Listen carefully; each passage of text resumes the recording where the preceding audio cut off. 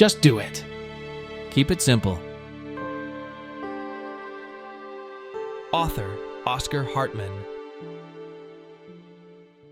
The author developed ankylosing spondylitis after he made a 60 kilometers journey.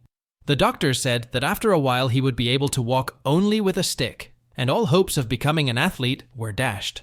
The author did not put up with it and refused to follow the path of a victim where everyone would look at him with sympathy. He had read that lifestyle habits played a big part in the treatment of Bechtereau's disease. Not eating the usual foods and alcohol, exercising daily in spite of the pain, and more. He chose this path. One day he met a fit, cheerful elderly man who had the same disease. And when he asked how he was able to keep in such shape, the man's answer amazed him. He said that Bechtereau's disease is his greatest ally. It keeps you from being overweight. It is analogous to self-training, which requires you to take action and punishes you when you slack off. That is, he looked at it from a different angle and saw not the end of life, but the beginning of it. You are the director of your own health. No one will take care of it but yourself. In the end, the disease became a tool for him to work on himself every day. He began to live without alcohol, move a lot, automatically do gymnastics in the morning, and eat right. And ankylosing spondylitis, on the contrary, can prolong his life compared to how he lived before. He took up water rowing and practiced every day. Soon, the boy who dreamed of becoming a champion woke up in him again, and the author again had a chance to realize his childhood dream. His training was not in vain. He became a record holder, the best in the world. But the most important thing for him was that through rowing, he finally overcame his illness. 30 years of extra life is worth more than all the successes in business, and only he could do it. In this way, his story of suffering became his story of success. The author hopes that people who have been diagnosed with a serious illness will read this book and start doing things sooner than he did. The author's credo since childhood has been the following: to be faster than others and not to be afraid to try all the time. He always wanted to be in different places and try everything at the same time. That is, he lived by the philosophy of action. He started earning money at an early age. He made nunchucks and sold them to other kids, fixed toys, delivered newspapers to homes, etc. He took every opportunity. When an opportunity came up to move from Germany to the United States to learn a foreign language, he immediately decided to take it. He had a plan of action in his head. To become a successful person and start his own company, he needed to learn English and get a higher education. He knew what he needed to do for that, and he did it. So think, which of the ideas living in you requires realization, and why haven't you tried to realize it yet? Maybe it makes sense to change your life by changing your habits and self-training.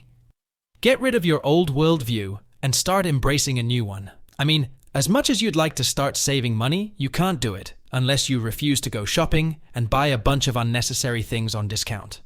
That is, you need to change your philosophy about money first. Make a list of your attitudes that you should be unlearning. You can interrupt people, argue with them, put things off until tomorrow, etc. When the author saw a girl he liked, his mind, like most men's, was immediately filled with thoughts of postponing dating until sometime later, when we are sure of ourselves. As a rule, that time never comes. But he got over himself and decided to have it his way. They ended up dating, and now they have 3 children. It happens to us all the time when we look back on our past and realize that everything depended on our actions that we didn't take. You either meet your future wife, or you don't. You either start your own company, or you don't.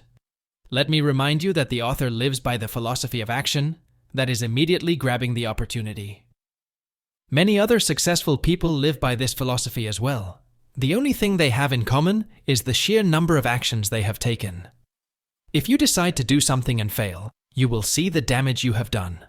However, the damage from inaction is invisible. You don't see all the missed opportunities and the maximal potential that you could have realized. And in the long run, the damage of inaction is far more costly than any failure. Inaction makes you lose your self-confidence because deep down you know you haven't even tried. People who are successful know that failure is normal. Normal people, however, overestimate the cost of failure. Many people think intelligence is the biggest predictor of success, but it's not. The higher the intelligence, the more likely you are to be successful in business, But starting something is the most outstanding quality in a person. Researchers tracked 150 particularly gifted children throughout their lives and found that none of them achieved any outstanding results. Now look at how many people around you are successful, but not as smart and educated as you. Therefore, you can and should already work with what you know. After all, it is one thing to know and another thing to do. For the author, intelligence is the ability to achieve goals. It is to achieve, not to understand. Many educated people realize that smoking is a very stupid action and is the fourth most common cause of death. They realize this, but they don't quit smoking. Earlier, uneducated people might say that books are very hard to get, and knowledge is passed on by word of mouth, and it is quite difficult to learn anything. Nowadays, anyone has a bigger library in their pocket than any of the kings of the past, but they still don't even try to learn anything. All people know what to do to have a beautiful and healthy body, but the main difficulty lies in concrete actions. And entrepreneurs are exactly those people who move from knowledge to practice, and step by step turn ideas into reality. According to surveys, more than 40% of adults have a business idea that they've been living with for over a year, but haven't done anything concrete about it. And as we have said before, the main thing is not planning, but action. As a result, companies are created by simple young guys who don't have any clear idea about the market. People are short-term thinkers. If they do not see a positive result right now, they will not continue to do something. Conversely, if they don't see a negative outcome right now, they will keep doing it.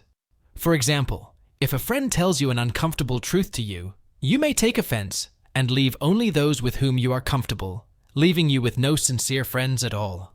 Or drinking every day 2 cans of soda, you will get pleasure now, and payback will come in 5 years when you become obese diabetic. The author developed a methodology for himself in the form of a point accumulation system. First, he would do the things he needed to do in the long term, so he saved up points, and then he spent them on pleasures that he enjoyed in the here and now. When you get some great pleasure, your brain associates that pleasure with the action that preceded it, and starts repeating that action in search of pleasure. In the same way, if you tell yourself that an action is painful for you, it will be difficult for you to take it up because your brain is going to resist it with all its might. For example, if every time you get on an airplane, you tell yourself, that flying is hell for you, your brain will take note of that, and now every time you get on the plane, it will send you signals. What are you doing? Wake up, you can't go there. The author, on the other hand, tells himself that flying is the most wonderful time to work, and so he rejoices in the upcoming hours of quiet reflection. Same event, but different attitudes. It's the same with entrepreneurship. If you give yourself the attitude that the greater the number of failed projects, the faster you will gain experience and build a successful company, that is, create an attachment to the pleasure of owning a thriving company, you can easily overcome the pain of unsuccessful endeavors. Temporary failure will no longer be so decisive, and you'll be able to get through all the hurdles with ease.